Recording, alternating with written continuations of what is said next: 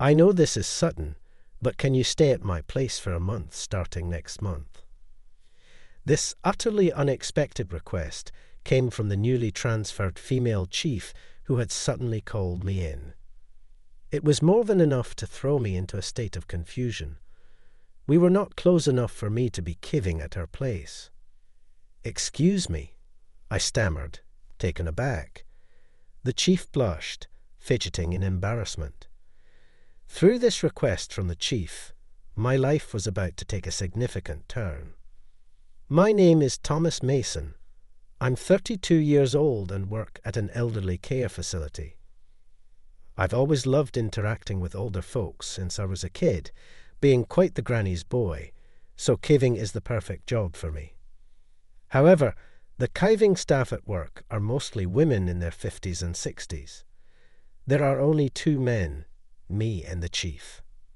That's why the chief, and I often take on heavy lifting, and I was a little dissatisfied with the unfair division of work. But I can't voice such complaints to the female staff. The chief, who was the only one I could rely on, has already passed the age of 65 and will retire soon. Once the chief retires, will I help everyone with their work? Until now, the work was finished because the chief helped me with it. Such thoughts filled my mind, and I couldn't help but sigh. Then the chief retired in no time, and a 35-year-old female chief was assigned from another department. "My name is Kay Scott. Nice to meet you all." When she introduced herself to us, I felt that Miss Scott suddenly looked surprised when her eyes met mine and quickly averted her gaze. Then she continued with her greeting. "What's going on? Does she know me? But I don't know her." I started working with a little strange feeling. Unlike the previous chief, the new chief did not seem intimidated by the older staff in their 50s and 60s, and was not shy about giving work instructions. "Helen, one of the residents is calling you. Please attend to them. Jessica, you left meal assistance halfway to guide someone else to their room, didn't you? Please finish one task before moving on to the next." The new chief was brisk in her directives and closely observed the movements of the kiving staff, giving necessary corrections. There was no wasted motion in her work. Her directions and reminders were always on point. However, the queen bee staff, who had been there for many years, didn't like being instructed by a younger chief. "She's acting high and mighty for being so young. She's getting carried away just because she's the chief." Complaints about the chief had become commonplace at work. For some reason, the chief didn't give me any work instructions. It was as if she thought, "You can handle things on your own, right?" even without her saying it. Seeing this, the queen bee staff members started complaining about the chief again. "It's weird how she only gives us instructions and doesn't say anything to Thomas. She's probably just buttering him up because he's a man. Pathetic for a chief." Whenever I was in the staff room, I could always hear people badmouthing the chief. I was getting wary of hearing it, so I started spending more time chatting with the residents and less time in the staff room. However, being out of the staff room meant my paperwork wasn't progressing at all. I was getting tired of feeling like I didn't have a place at work, and my work was not moving forward. That's why I asked her for instructions. What should I do? Is there any work that I can handle? After saying that, I approached the chief on my own. Then finally, the chief said to me, "All right, then do this," and started to assign tasks to me. But the tasks given to me were things like changing sheets and cleaning the floors. It was obvious that these tasks were not kiving duties, just odd jobs. Seeing me accepting these tasks from the chief, the queen bee staff members started badmouthing the chief again behind her back. "That chief, she's definitely pandering to men, changing the work she assigns based on gender and age. She's really a wicked woman.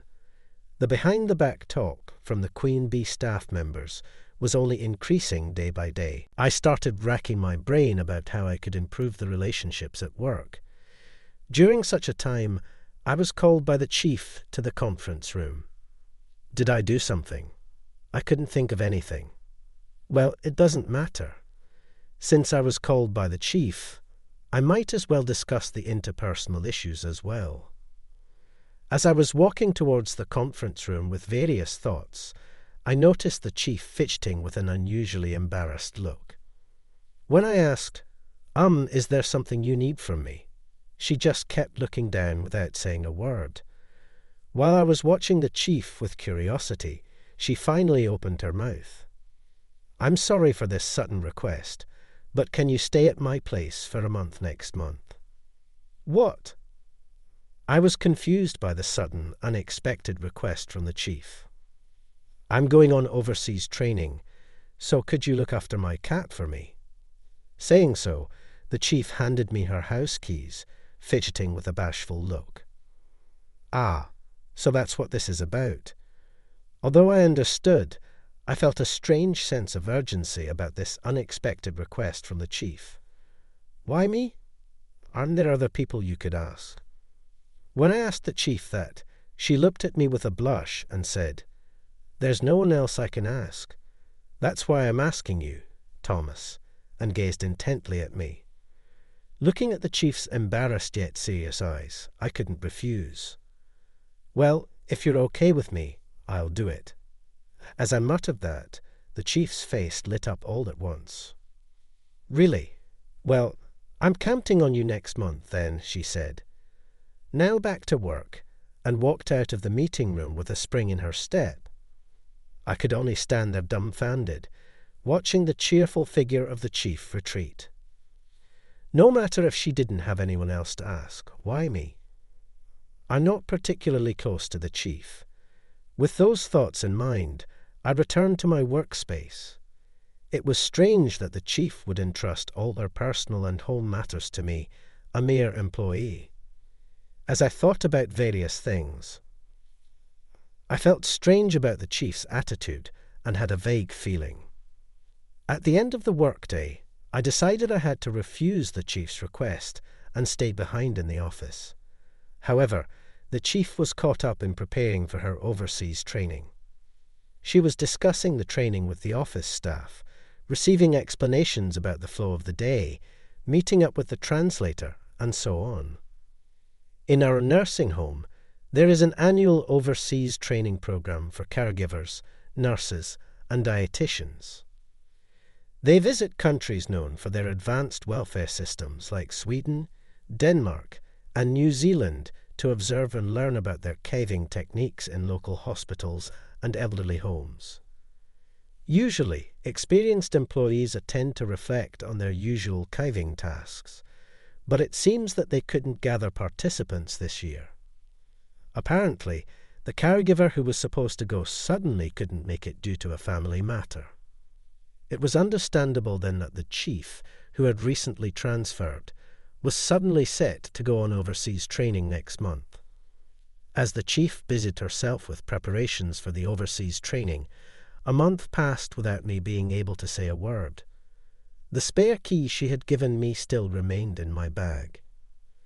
The day before the chief's overseas training, I wondered, is she really going tomorrow?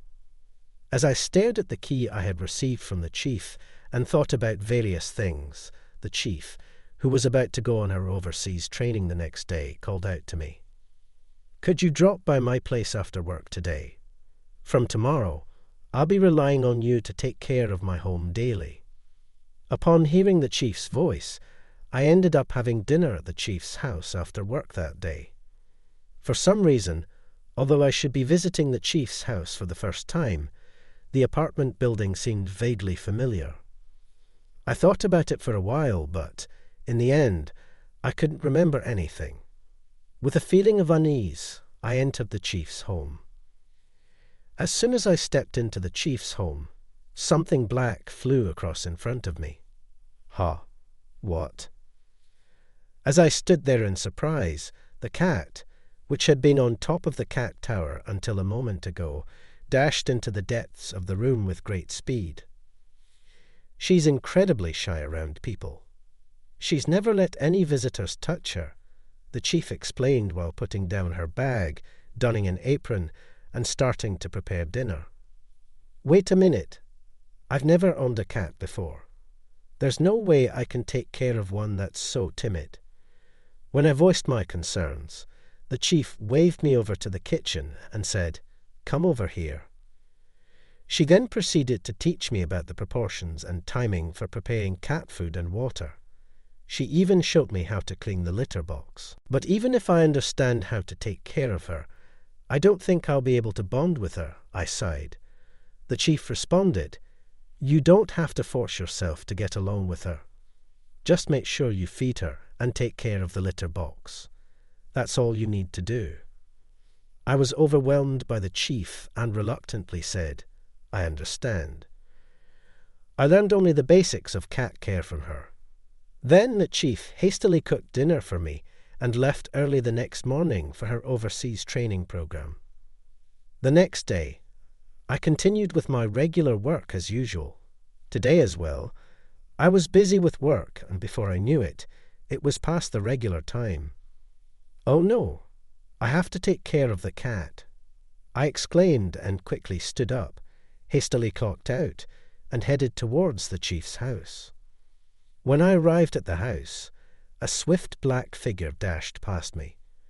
Looking up, I saw a cat tower next to the front door, and from it, the cat jumped down and fled into the room. Is it okay to jump down from such a high place? If this continues, she'll eventually get hurt. Saying so, I went into the room to replenish the cat's food and clean the litter box. As I did this, the cat watched me intently through a gap in the sliding door of the bedroom. Come to think of it, I hadn't asked the chief for the cat's name. I took the liberty of naming her Fluffy and tried to beckon her over, but the cat hissed in intimidation. I worried that this situation might be causing the kitty some stress. I said to her, "I'm going home now. Make sure you eat your food," and left the chief's house. For about a week, I went over to the chief's house daily. The cat seemed to find it strange that I, a stranger and not its owner, was visiting the house every day to feed it and clean its litter box. Slowly, she started venturing out from behind the sliding door of the bedroom, tentatively sniffing my back. However, she would jolt and retreat back to the bedroom whenever I moved. Despite this, I felt like I was gradually closing the distance with the cat. In order not to startle her, I'd carefully place a treat in front of her, keeping my movements to a minimum. Even though she'd contemplate returning to the bedroom for a moment, she'd sniff at the treat and take a bite. With such persistent efforts, the cat started to come near me. She would sniff the hem of my clothes, back hunched in caution. She would surely bolt at an incredible speed if I made any sudden move. I was unable to move, frozen in place for several minutes. I started work early at 7:00 a.m. and worked overtime. I ended up missing my lunch break and was famished. I desperately wanted to eat something, but I couldn't move. My hunger eventually won over, and I decided to move slowly. The chief had previously told me, "You can eat anything you find in the house." I got up as if in slow motion and went to the kitchen. I opened the refrigerator and scanned its contents just with my eyes. For some reason, the cat did not run away but slowly followed me, then just sat there watching me. I couldn't figure out what to eat, so I pulled out a fruit jelly that the chief had bought and placed it on the table. The cat, from under the table, looked up at me curiously as I sat there eating the fruit jelly for dinner. With all of this going on, I naturally became closer to the cat, and before I knew it, she didn't run away even when I touched her. In fact, she began to rub against me and purr. I had no idea why I was so favored, and of course, I couldn't ask the cat. I was filled with a sense of wonder as I had never touched a cat before. I was fascinated by how soft and comforting the cat was. Without realizing it, playing with the chief's cat had become my only source of comfort after a hard day's work. Today marks the final day of the chief's overseas business trip. As always, I looked forward to playing with the cat and headed over to our house. Unusually, the cat was waiting for me at the entrance. "Ah, a welcome party. Thank you," I said to the cat, giving it a scratch. As I was doing so, I felt something odd on my hand. "What's this? Was this here before?" I thought to myself. Feeling the cat's belly once again, there it was. A lump, small like a marble. I don't know anything about cats, but the thought of the cat being sick filled me with anxiety. In a panic, I looked for a 24/7 veterinary clinic in a rush. To my surprise, the vet's eyes widened in shock. "This seems to be a skin tumour. At this size, it would be very difficult to find unless you're frequently touching and checking the cat's body." "Good find," he said with a reassuring smile. He continued, "Given the small size, we can likely remove it completely with immediate surgery. We'll have to look at the pathology report for certainty, but we should schedule the surgery as soon as possible." Despite being a popular clinic with a 1-month waiting list for surgeries, it turned out there had been a recent cancellation, so I could book the surgery.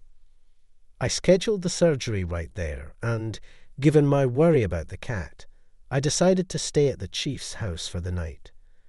This house felt familiar somehow, but it wasn't a place I knew.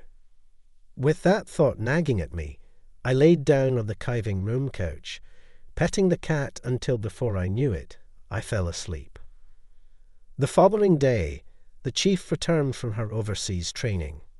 Was everything okay? Did anything happen? The chief rushed over to me with a worried look. "I'm fine," I stammered, then told her about the cat's illness. "What? You noticed that?" The chief was surprised. The cat, who usually didn't let anyone else touch it, had allowed me to pet it daily. After her overseas training, the chief returned to a whirlwind of preparing for a presentation at a meeting and arranging for the cat's surgery. The surgery, which I was worried about, was a success. The results of the pathological examination revealed that it was a malignant tumour. However, because it was discovered early, the cancer was completely removed, and the possibility of metastasis was considered very low. When she finally had a moment of calm, she wanted to thank me again and invited me to her house. As soon as I arrived, the cat, with its eyes shining, approached me with its tail up. Watching me and the cat, who kept rubbing up against me fervently, the chief started to speak. "You've always been such a perfect gentleman, even back then. I can see why my sister and the cat chose you." I widened my eyes and asked, "What do you mean?" But as I looked at her face, I remembered something. I was always a bit more mature than my classmates in elementary school, partly due to my physical build.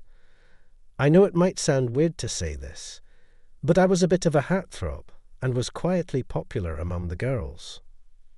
In the 6th grade, I became an official couple with my first love, and our relationship lasted until middle school.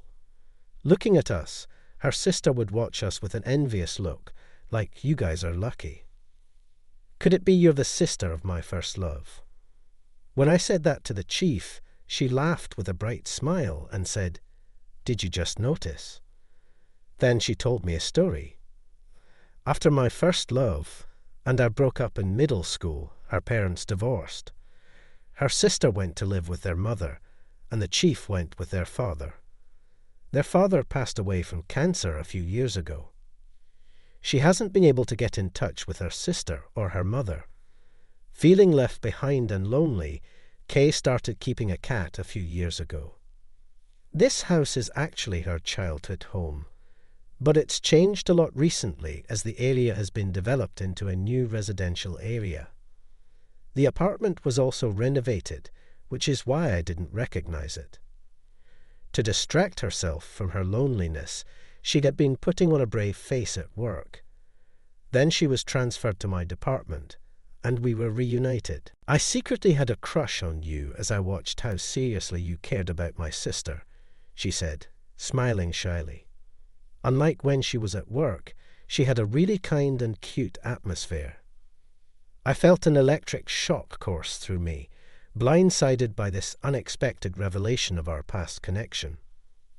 From that moment, I found myself frequently visiting her house to see the cat. You've done so much for the cat. It's gotten much better thanks to you. I can't thank you enough. She'd repeatedly expressed her gratitude. To which I replied that I wanted something in return. When she asked what I wanted, without missing a beat, I pointed towards the entrance hall and said, "I'll take that."